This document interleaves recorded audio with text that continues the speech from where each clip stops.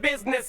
Thanks for coming out tonight. I wrote me a manual, a step-by-step booklet for you to get. Oh, I make money moves. You can't see me, my time is now. What up, guys? Welcome to the Fitness Times Business Podcast. My name is Joseph Mencel. I am your host, and I'm rolling solo in this episode, and I'm excited about it. I'm not going to lie. Not because I'm rolling solo, but for two main reasons. The first reason is the content that I'm about to deliver to you guys in this episode of the podcast is going to be some of the most valuable content that I've ever publicly produced, whether it's in podcast, whether it's in video form, whether it's in written form. I just know you guys are going to absolutely soak this episode up. And the second reason is because it's timely. It's incredibly timely as we head into the last week of 2019, the start of 2020, the start of a new year, and also the start of a new decade. The content I'm going to deliver to you guys, the actual title of this podcast is my 5-step goal setting methodology. And the reason why this is going to be so important, the reason why this is so timely is because whether you're a goal setter or not, or you're a New Year's resolutioner or not, I think it's kind of human nature when we get towards not just the end of the year, but the end of a decade, for us to kind of reflect a little bit on, either the last year, the last few years, perhaps the last decade, and, where we want to be, give some thought to where we want to be this time next year, this time 5 years, this time at the end of the coming decade, 2029, 2030, where do we want to be at that point? And one of the things that I notice year after year is people really don't know how to set goals. And, there's one thing that I really dislike, and there's something that I'm kind of, I actually don't mind it. The first thing I really dislike are New Year's resolutions.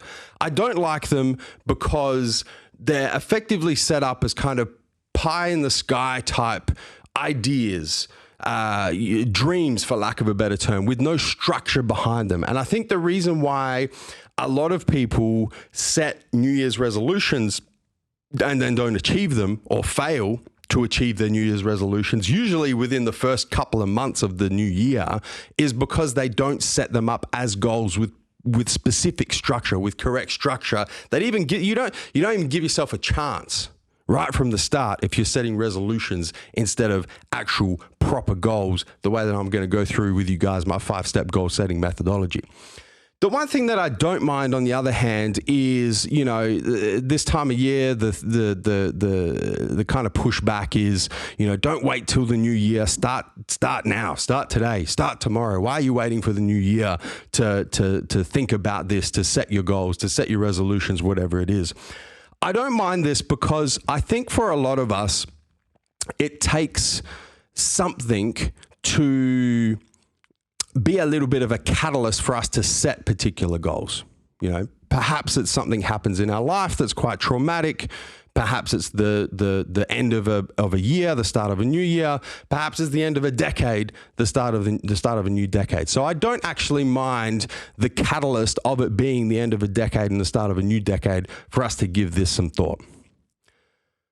So I want to talk you guys through this, man. This is my personal 5-step goal setting methodology.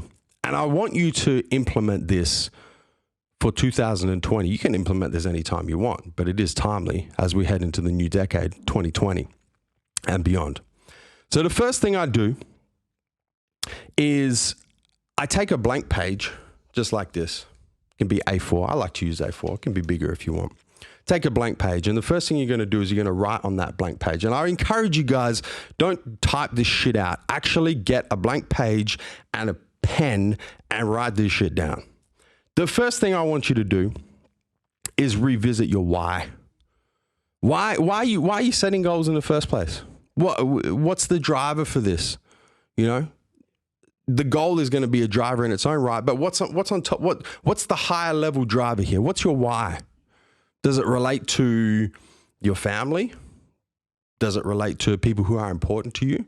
Does it relate to something that's important internally to you? Is it something to do with your health? Do you want to be able to live longer, to spend more time with your kids perhaps? Do you want to improve your quality of life so that you can do things that perhaps you haven't been able to do. I want you to give that some real thought. And if you've already defined your why, revisit it. Make sure it's still relevant as we head into this new decade. Give that some thought. For a lot of us, it's going to involve not just thinking about ourselves, but involve thinking about the people closest to us and the positive impact that we can have on those people, on those important relationships, friends, family, loved ones. Give it some thought, guys. And once you've defined it clearly, that's the first thing I want you to write at the top of the page. Take the page. The first thing you write at the top before you write anything else is your why. That's step one. Step two is give some thought to the major areas of your life that you want to improve in and write them vertically, equally spaced vertically down the page.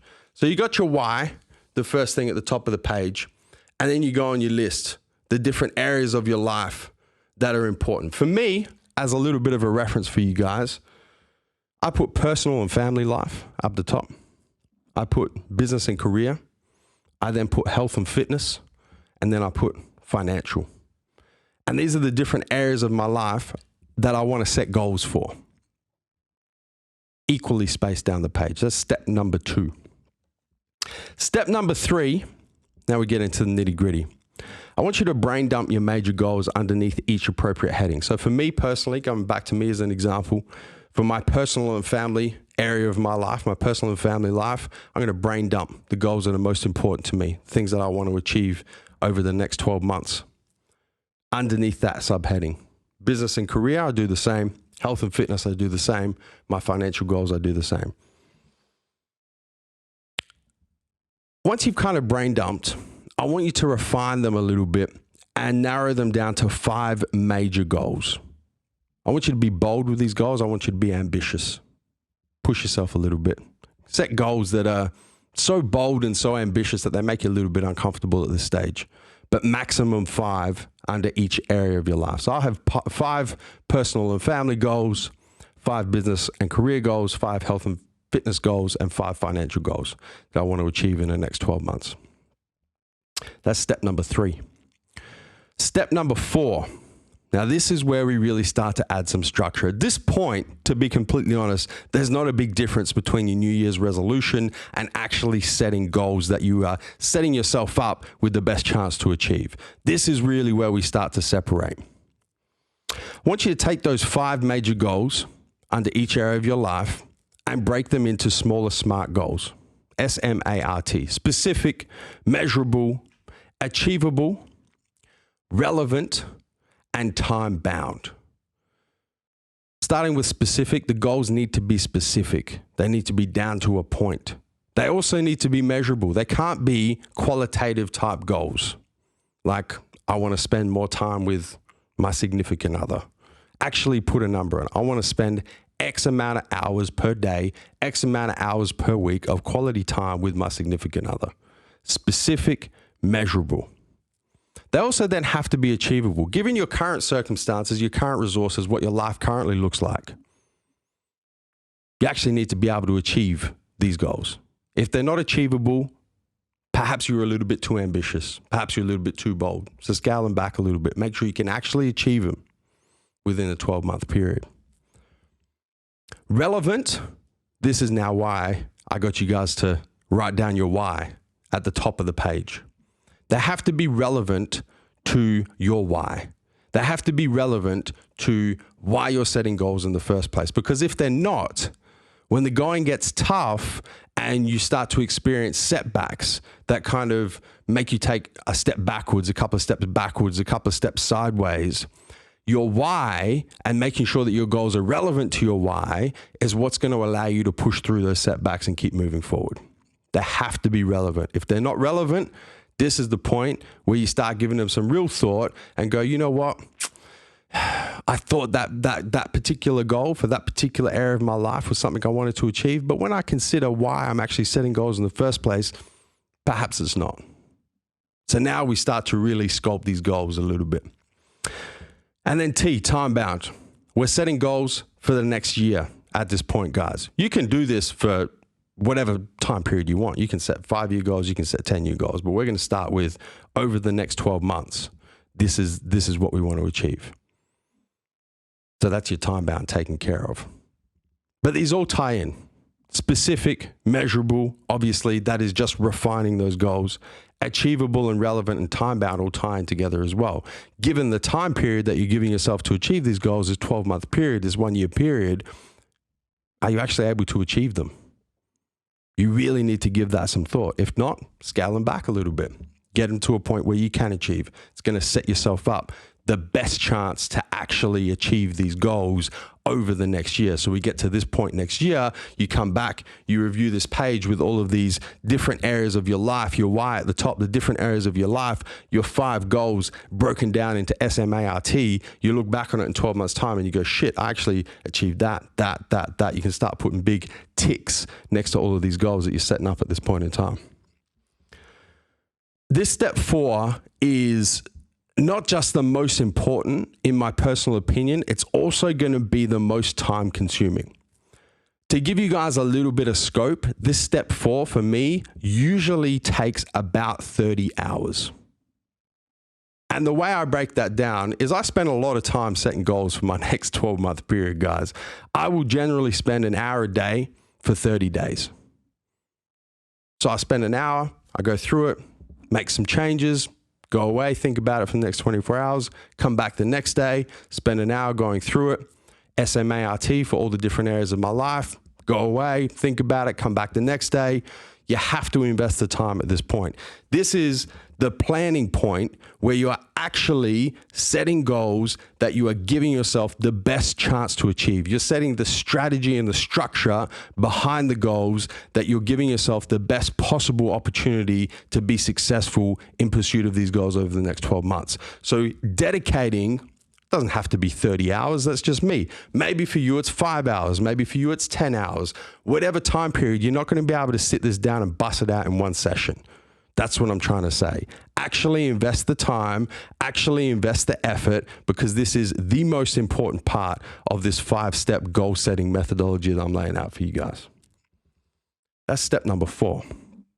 Step number 5 is to create a daily accountability calendar. This is one of the most effective tools that I've found over the last 5 years of my life that has really allowed me to make sure that I'm crossing the T's, dotting the I's, ticking the boxes every single day in pursuit of the goals that I'm trying to achieve.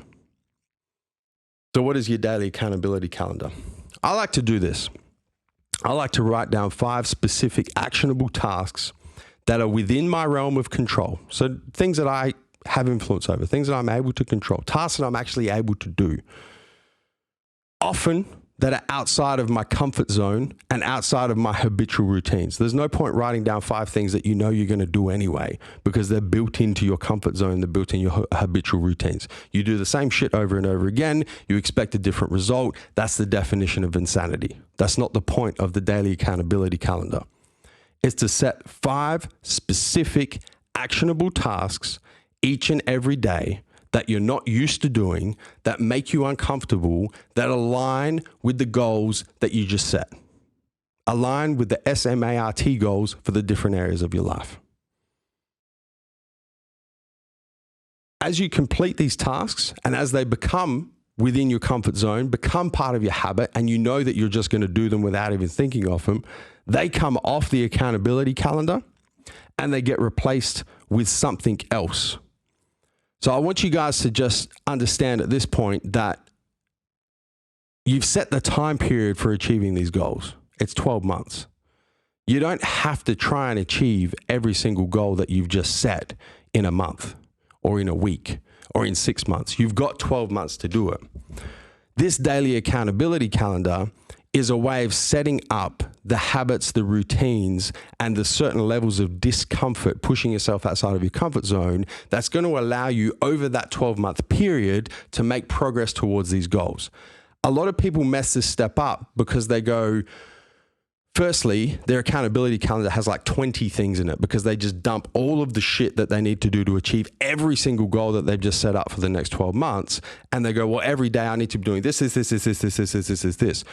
Sure, there might be 20 things on your daily accountability calendar, but I'm telling you to pick 5 at a time. Pick 5.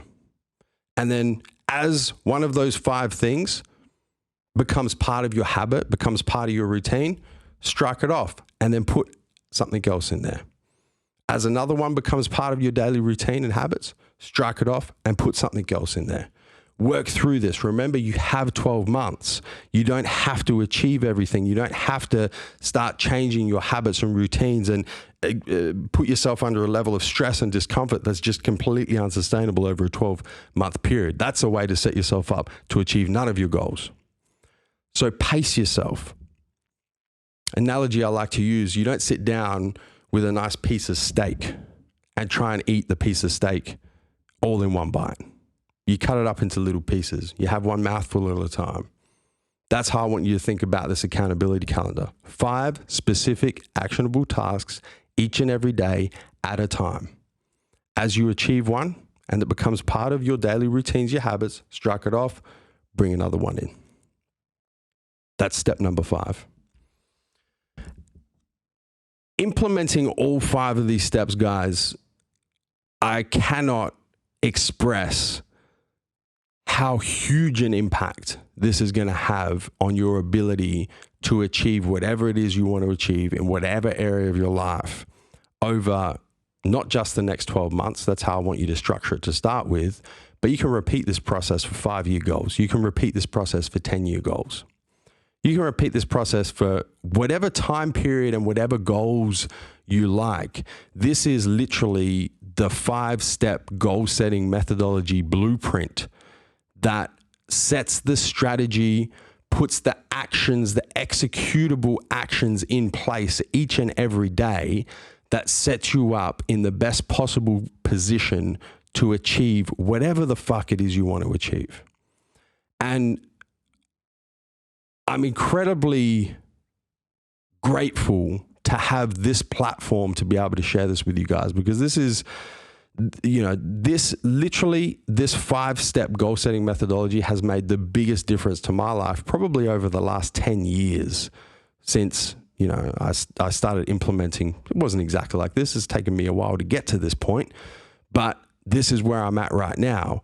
Since I've been implementing SMART goals, since I've been implementing daily accountability calendars, or some people like to call them power lists, whatever name you give it, since I've been implementing the patience of chipping away at big goals day by day and not trying to consume the whole piece of steak at once, but cutting little chunks off and consuming those day by day, inch by inch. This has made the biggest difference to my life, definitely over the last decade. So I feel very grateful and humbled to be able to have this platform to share this with you guys as we enter a new decade. Because I wish somebody had told me this back in 2009 as we headed into 2010. Now we're in 2019, we're heading into 2020. And I just know that those of you who take this and implement it and really invest, the time and the effort in implementing this as we turn into the new decade, I know you guys are just going to absolutely fucking smash it. So there's 2 things that I ask for in return for sharing this content with you guys. The first one is to actually do it. Everybody likes to listen to a good podcast. Everybody likes to listen to a good piece of strategy, watch a good TED Talk or YouTube clip, read a good article. Everybody likes consuming all of this shit and having, nice fuzzy feelings and experiencing optimism and, how good is it going to be when I actually put this into practice? Guys, the first and most important thing that I ask in return for me sharing this information with you, and this is my best shit. I don't have any better shit than this at this point in time. This is as good as it gets. Actually do it. Actually put this into practice. Go back, listen to this podcast again, take notes. It's all here. I haven't left anything out. I've given you my personal example. It's all here. I've given you everything you need to do to actually go and put this into practice. And that's the first and most important thing that I want to see you guys do with this content as a way of returning the favor of me sharing this content with you, is actually go put it into practice. And I want to see as many of you smash at least 2020, at least 2020. As much as I'm going to fucking smash 2020 with this same 5-step goal setting methodology. The second thing that I ask for you guys is share this piece of content with someone else you care about who you think is going to benefit as well. Send them a link, take a screenshot of this, share it in your Instagram story, send it to people through Instagram. Man, I don't care how you share it, but at least one person is what I'm asking for each and every one of you. If you can share it with 25, 50, 100,000 people, that'd be fantastic. But at least one person, share this content with them. If you care about them and you want to see them succeed, you want to see them achieve your goals, just like I want to see each and every one of you guys achieve your goals using this 5-step goal setting methodology. That's what I ask, man. Just share it. Share it. Spread the love. And guys, that's a wrap for this episode of the Fitness Times Business Podcast. I hope you've enjoyed listening. Until next time, I'll catch you on the flip side. Thank you for tuning into this episode of the Fitness Times Business Podcast. Be sure to subscribe. And if you enjoyed listening to this episode, make sure you give us a 5-star rating. Until next time, we'll catch you on the flip side.